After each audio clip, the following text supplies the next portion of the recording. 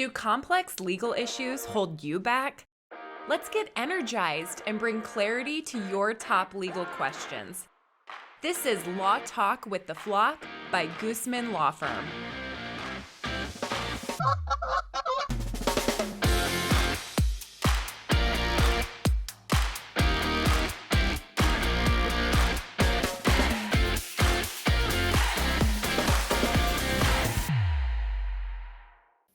Hello, I'm your host, Jeana Goosmann, a CEO, lawyer, author, and woman business owner, here to help navigate you through the law, your business, and life as a leader. For today's episode, I have with me attorney Stefan Szwarc.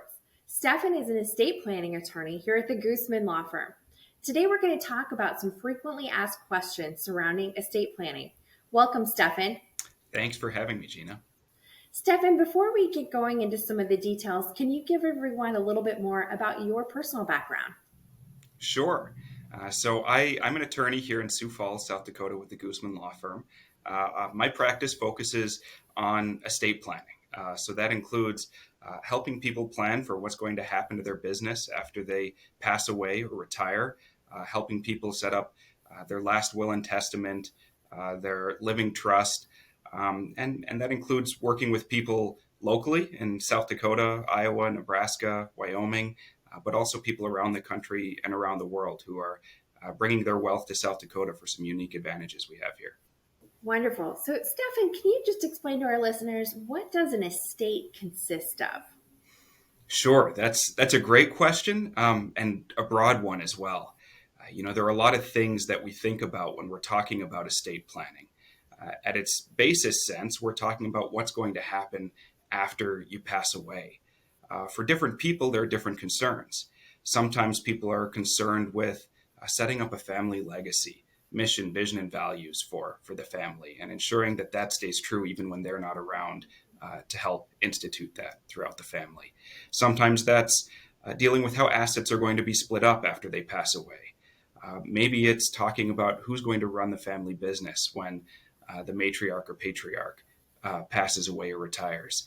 In some cases, it's tax planning, trying to figure out what is the best way to transition assets to the next generation of heirs in the most tax efficient way. Sometimes it's talking about protecting assets against unwanted lawsuits or creditors' claims. So estate planning can be pretty broad, but in general, we're talking about how do we take the wealth and the legacy that we've built during our lives and protect it and provide it to the next generation of heirs. Wonderful. And I know when we're doing estate planning for our clients, usually at the core is a will and or a trust. Can you explain for our listeners, Stefan, what is the difference between a will or a trust? Sure. I think that's one of the number one questions that we get, and sometimes there's some confusion here. At the end of the day, a basic will or living trust has at its main purpose and goal providing for a legacy plan for our family. That means taking all of the assets that we have now and passing them on to the next generation of heirs. They both accomplish this goal, but they accomplish it in different ways. The last will and testament is kind of that first basic estate planning document that really everyone should have in place. Typically, what this is going to do is serve as a guidebook throughout the probate process for the person that we call our personal representative or executor. They both mean the same thing, but two different words used to describe that person.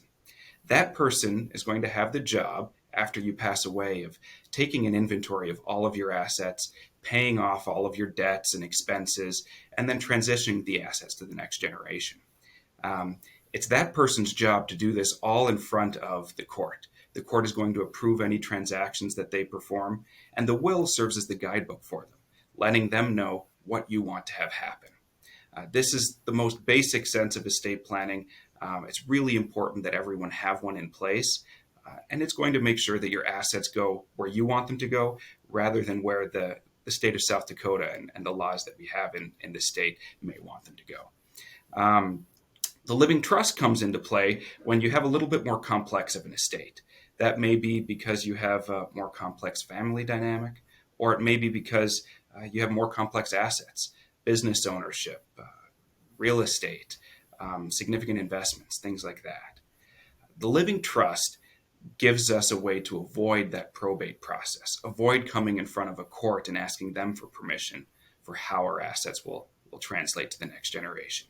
Instead, you're setting up an instrument now that's going to govern what happens, in a similar way serving as the rule book, and instead appointing a trustee, the person who's going to take care of these assets in the trust, to make sure that your rules are followed as are outlined in the trust document, and that your assets get to the next generation in a meaningful way without the added headache of going through a court process.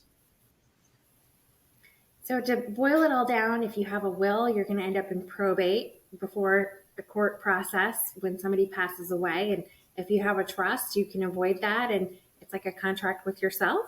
Exactly. Yeah, there are really three main parties involved in a trust. On the front end, we've got the grantor, sometimes we call that the settlor, the person who's creating the trust, transferring assets into the trust. Typically, that's you. Then we have the trustee. The trustee is the one who is responsible for taking care of those assets, maintaining them, and ensuring that all the rules that we place in the trust are being followed.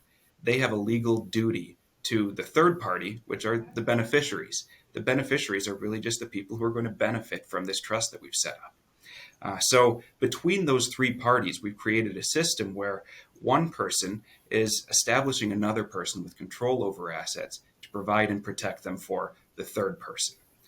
Of course, there's a lot of flexibility in trust planning, so we may have more than one person involved in any of these roles, and they may even be the same people. But those are generally the three people involved, and it's a contractual agreement to take care of assets for the benefit of those beneficiaries we name. Now, Stefan, I don't know if you know this, but before I went to law school, I thought a trust was a Swiss bank vault of some sort for very wealthy people.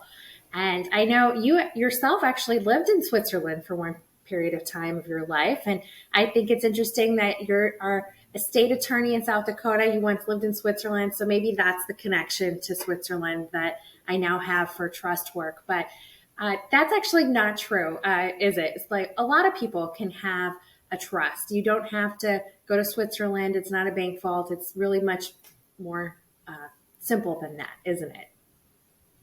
A majority of my clients, in fact, have trusts. Now, that may be because I'm a trust lawyer, but I can tell you that most of them don't have Swiss bank accounts, at least not that they've shared with me.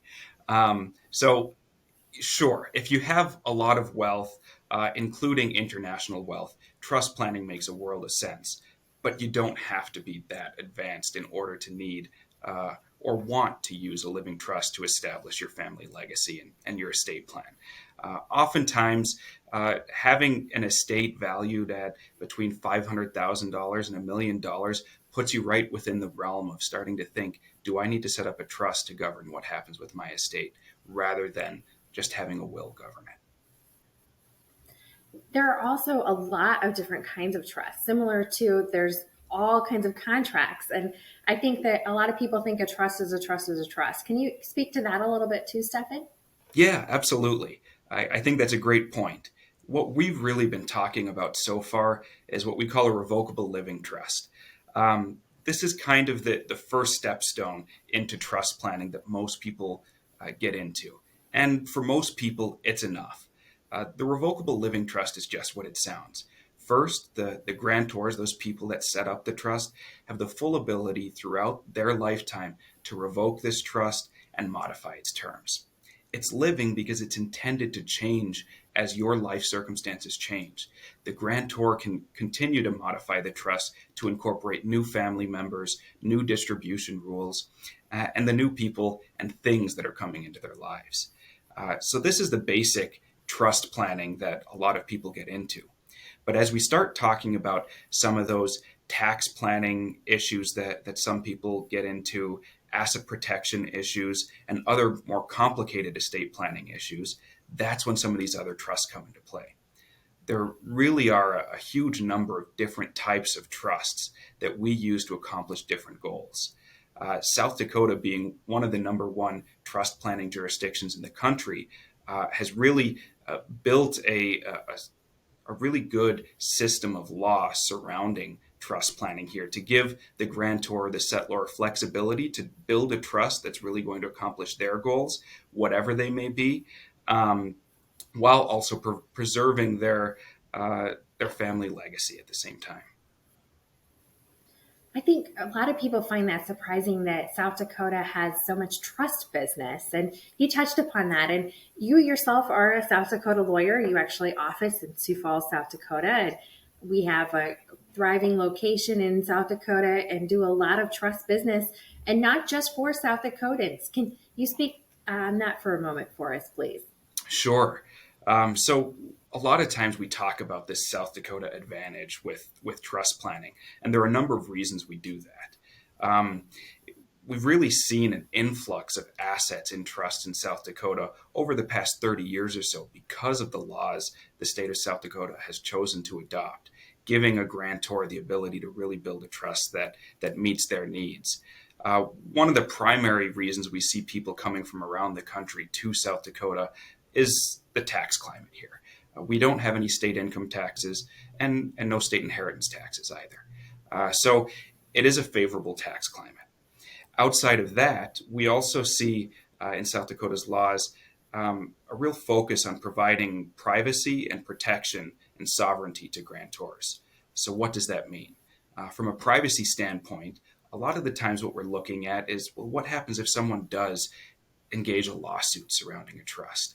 Oftentimes we have very personal family assets and family dynamics built into these trust administrations. And so South Dakota has chosen to restrict access to the public to any court files related to any trust litigation.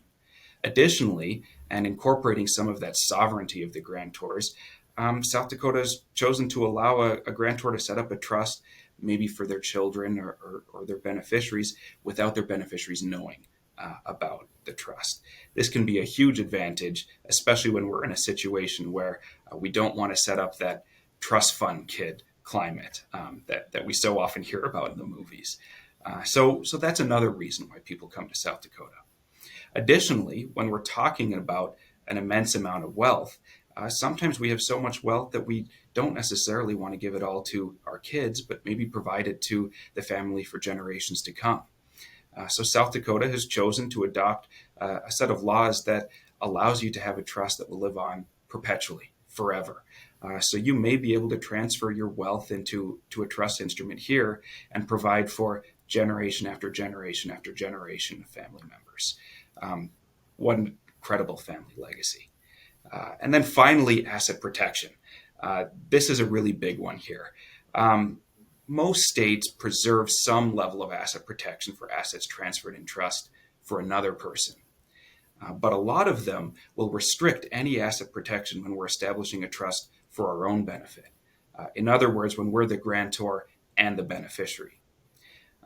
This has been a changing area of law, and South Dakota is really at the forefront here. The laws here in this state allow a grantor to set up a trust that's intended to protect assets in the trust, even though they are the only or one of the beneficiaries of the trust. This is unique, and though there are a growing number of states that are beginning to recognize these, South Dakota is second to none in the way that it handles these trusts. And to the extent that any creditors coming after assets in the trust, we have a really great set of laws intended to protect those assets and preserve them, even outside of keeping them private. Thank you, Stefan, for sharing all your insight on trust. And there's a lot more where that came from, and we could talk for hours on end. And I think you could teach several courses on trust planning. But that's all the time we have for today. Thank you so much. Have a great day, everyone. Go make it worth it. Goodbye. Thanks for joining us for Law Talk with the Flock by Goosmann Law Firm. We hope you feel energized and ready to soar past your goals. Become a Flock fan and subscribe to our podcast for weekly episodes. Learn more at goosmannlaw.com.